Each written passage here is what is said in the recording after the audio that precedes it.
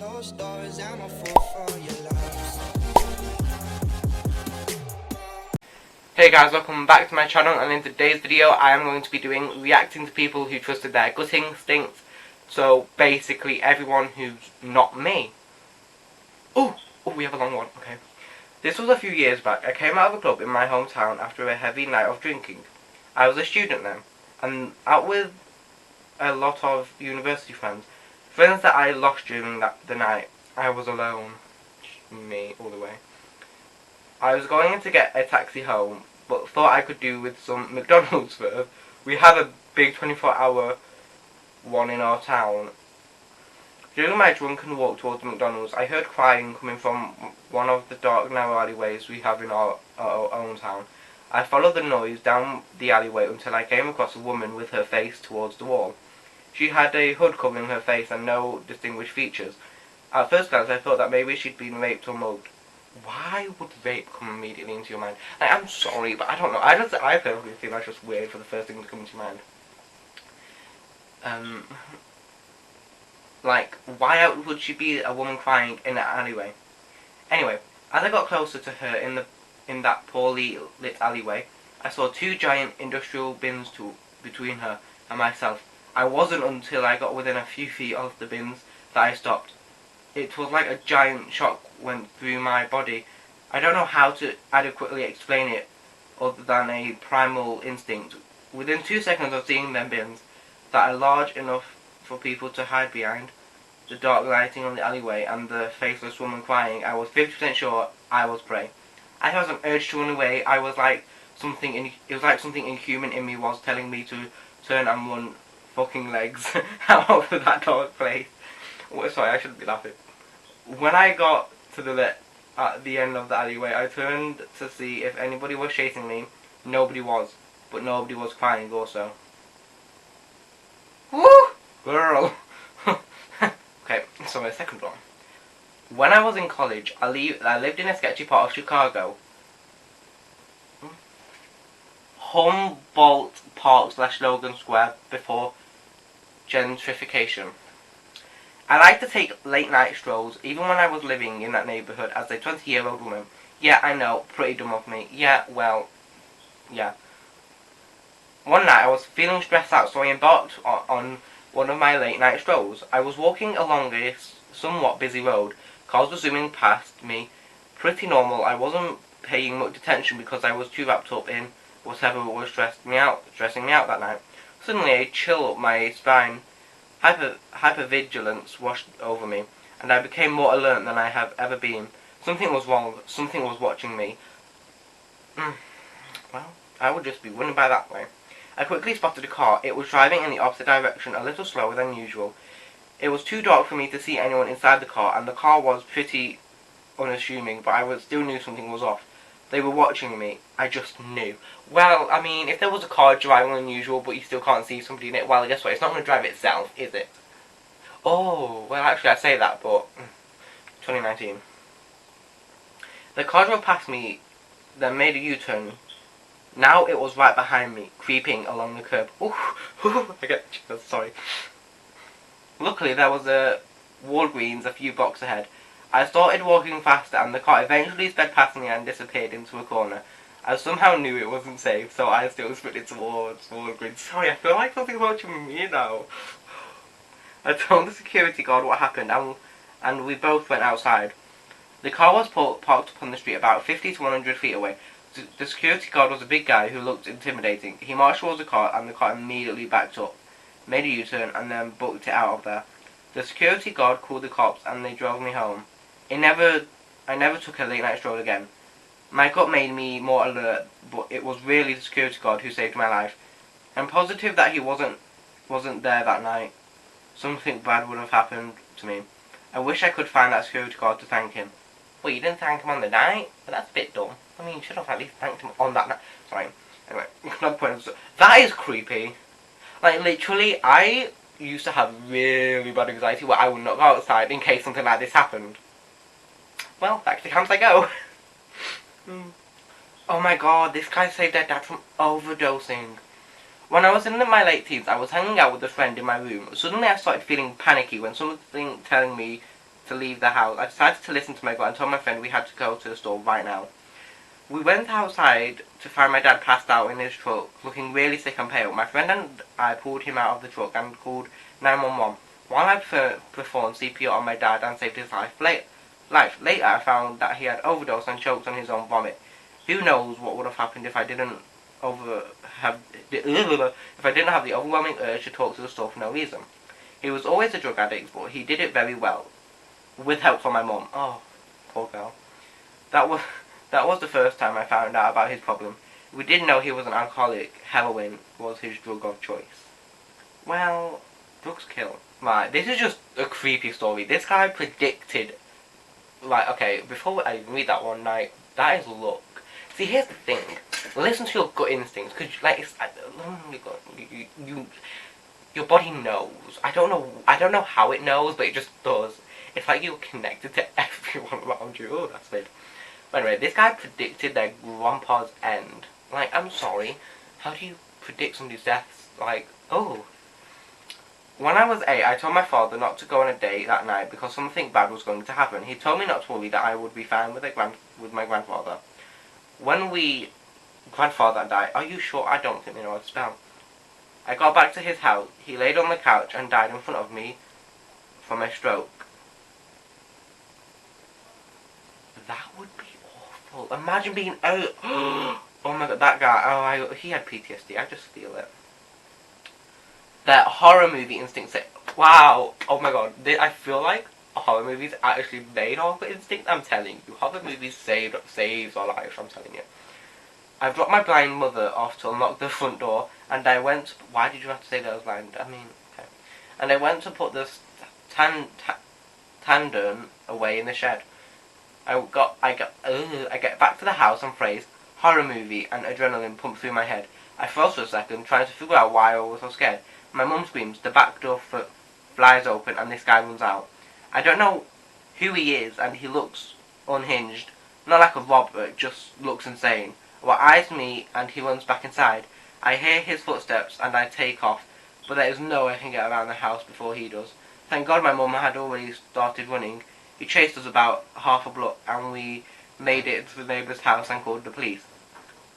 They got here and couldn't find him. I knew he was still there.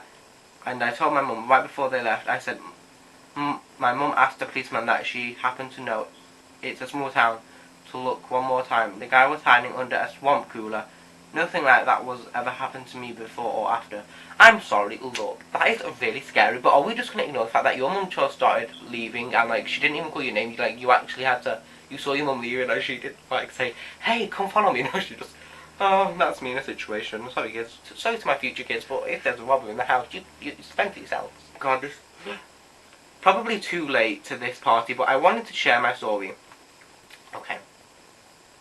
When I was 11, I saved up my allowance to... I saved up my allowance and wanted... I can't speak. When I was 11, I saved up my allowance and wanted to buy a toy. My dad took my sister and I to the local toy store and I bought an awesome lightsaber. Got in the back seat of the car and drove home.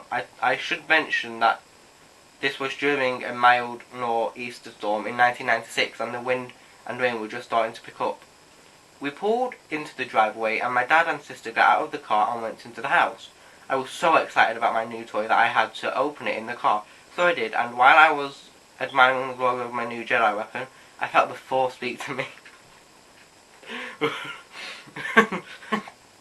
All of a sudden I felt the overwhelming urge to get out of the car and go into the house, like I have got to go inside now. So I did. Good. I walked into the door and took off my shoes, and turned around and see one of the huge maple trees in front of my yard fell over in a wind gust onto the back seat of the car while I was sitting, not 30 seconds after. I had the urge to go inside. I went out to look and there was a branch piercing seat where I was sitting. Oh, imagine if she sat there. I would not like to be, I wouldn't want to be anyone. Oh my god, this girl saw her dog in danger. Okay, so my future kids, if you can fend for yourselves, but the dog stays with me at all times. Sorry, but dog's better, sorry. I let my dogs out on the balcony to lay out in the sun. Oh my god, I am already thinking about this going, a balcony, really? After about 5 minutes, I had this visual cross my mind that one of my dogs having a bad reaction to bee sting. Oh. They had never been stung before. I opened the door to let them back in, and one of my dog's entire face was swollen up like a balloon. She had eaten a bee and had a bad allergic reaction. She's fine now, but that sucked. Oh my god, I am so happy that was a bee sting. I imagine, like, the dogs falling off the balcony, or, like, nearly falling off, because, oh, I don't know. I would never let my dogs on the balcony. I don't care. Like, okay. Grandma kept him from hitting her. My grandma did once. This is back in the 80s, I think. So my grandma was vacuuming and she had this terrible feeling that my aunt was in danger. My aunt was about 5 at the time. She was in the front yard playing in the driveway. My grandpa's friend was pulling out. My aunt was right behind the car just before it happened. My grandma screamed and he stopped the car inches away from my aunt. Oh my god. I mean, look. That is scary, but why would you allow a 5-year-old out by themselves unsupervised? Like, that's what I'm saying. Not judging, but I am judging now. Felt something in the bushes. Well, I was walking home from a party when I was in college. It was 6 a.m. and actually a little bright. Very pretty, very quiet. All I could hear were my footsteps. I was still in my dress and heels, and one house away from where I lived. A horrible feeling came over me, so I stopped, took off my shoes, and stayed perfectly still. About a minute later, I was starting to doubt myself when a man stepped out of the hedges and looked straight at me. I turned around as casually as possible and went down an alley. As soon as I was out of the line of sight, I took off. I went into my house, locked the door, and turned back out the window. He came running around the corner with a knife, and 2 seconds. Then 2 seconds later, oh my god! Oh my god! No, that is actually that is creepy. Like, it's creepy. It's even more scary because I can actually visualize it. Oh, that's scary. Here's the thing. Look, like, I guess you went down an alleyway to get out of the side, but honestly, if I felt something like that, the last place I would go is down an alleyway, because I feel like that's where you're actually more likely to get murdered because nobody can see you because alleyways are so dark. Wait, but you didn't tell us the rest of the story. Like, what did he kill? No, he couldn't have killed her because she wrote this, but that's not normal. A friend and I went in the midnight premiere of The Dark Knight Rises. I don't live near Aurora. Well, it's a movie, so obviously. But the whole night during that movie, I didn't feel safe, and I really wanted to leave because multiple people were dressed in costumes. I went over ways to escape the theatre if anything happened. I went home later that night and I heard what happened. Oh my god. Oh my god, oh my god. I'm sorry, but here's the thing. I feel like, wouldn't a movie theatre say, sorry, you can't wear, in the movie theatre? Because it's, it'd be really distracting for people. When I was about 12 years old, I had a nightmare one night that I could see my identical twin sister standing outside on the porch having her arms at me, as if to dissuade me from coming outside. She looked dead and was lit up by the eerie green light. It was so scary, and I can still see it vividly in my mind today. When I woke up... Wait, what? When I woke up, my heart was thudding in my chest. Normally when I had nightmare, I often did as a kid. Well, yeah, oh my god, I hate nightmares when I was a kid because your brain... Oh, sorry. I would go wake up my stepmom, who would walk me downstairs and make me some cocoa. And we would sit in the kitchen table and talk about it until I felt better. That's creepy. I mean, it's not creepy, but the first part is creepy. That night, for some reason, I stayed put in my bed and couldn't bring myself to wake her up. The next morning, we were woken to shouting downstairs. A man who was drunk or stoned or something had broken into our back porch. The porch connected to the kitchen, and I'd have to been with my stepmom. He'd stripped down. Ew. He stripped down naked in the porch, messed with some of my dad's tools, and then. What? Guys, no. That's creepy. Wouldn't you call the police? Why wouldn't you call the police? Oh, should you call the police later on in the story? Okay. The porch connected to the kitchen where I'd have to be with my Oh, right, no, I already read that part. Had gone outside, and he heard our neighbour lady hauling her trash to the curb. She thought it was my father and called out to him. at which point he'd gone after her. Police were called and he was taken away. There was all kinds of hunting supplies / tools in the back porch, including a hatchet. I shuddered to think what would have happened if he wandered downstairs in our nightgowns and he'd just been on the other side of the pane of glass. Thanks, sis. Not me, but my dad. Oh, that's good to know. He told me he was helping his friend jumpstart a car along the side of the road. The front ends of both cars are facing each other and he's in the middle hooking up the jump leads. He says he got this gut feeling that he shouldn't be where he was, and I took a few steps back from the cars. He sent me proceeds to smash into the back of the car, and 30 seconds later, crushing the two cars together in a huge wreck. Thank God thank God for that gut feeling. Trust your gut feeling. Oh my God. Okay, one more. Okay, this has got to be the last one because I feel like it's gonna be a good one. They avoided dying in a ferry wreck. I am so reading this one. Not me, but my dad. Why? I love how they both of them started off. Not me, but my dad. Are you sure it's not the same person? Not me, but my dad. My family and some of my parents were supposed to go abroad to take part in a wedding. The day before we were supposed to go, my dad woke up after a nightmare in full panic. I remember thinking it was scary to see a grown-up being so afraid of a nightmare, but it resulted in us not going, and I was so mad because I had been looking forward to it for ages and told all my friends at school about it. My dad refused to go. It was September 28, 1994.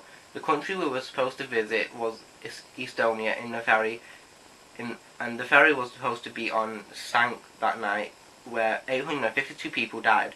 My dad later described the feeling as an alarm inside his body shouting at me that this is wrong, it will not end well, don't do it. The alarm was so strong it could not be ignored, like, it's not normal worry before you make a long trip. Oh, wait, what? It's not like a normal worry before you make a long trip, not at all. The normal worry is like a car alarm going off on your street. You notice it, but you pay no attention to it, and so it goes away. This was more like an explosion.